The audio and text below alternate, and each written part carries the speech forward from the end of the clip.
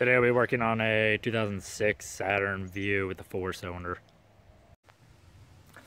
To get to the wheel hub, you'll have to take off the hubcap. Each one of these plastic caps is 3/4, so you'll have to take that off. Before you take the wheel off, be sure to jack up the car, securing it with a jack stand. Each lug nut is 13/16 size. After you get the wheel off, you're going to be taking off the brake caliper, removing this bolt and the other one right down here. There. To remove the brake caliper. Once you get the brake caliper off, just hang it out of the way. I use a coat hanger to get it up out of the way. And then we'll be removing the rotor, which comes right off. So the next step is going to be taking out these 3 bolts. Right there, right there. Third one's right here. And you can access them from this side. Be able to find all 3. Each one of the bolts on the back side was a 1/2-inch bolt. Next we'll be taking off the nut that holds on the hub itself. And after you're taking the nut off, using a gear puller to pull the hub off of the CV axle.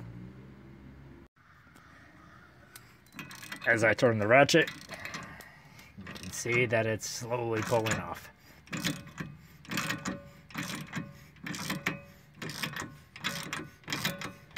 And it becomes easier to turn. Alright, with some persuasion from a hammer, I was able to knock it off once the pulley had pulled it out enough. With your new one, you're going to make sure you have the backing for it, and you're going to align it back on here. I applied a little bit of grease just to help with the install of that hub. I was able to just press it on with my hand, but make sure your holes line up all the way through. I don't know if you can see it too well. But the hole back there is lined up with my hole here and the hole from this backing. Next, you're going to reinstall the center nut and the 3 bolts that go in the back side of these. Be sure to torque the center nut down to 150 foot-pounds. Next is to reinstall the rotor.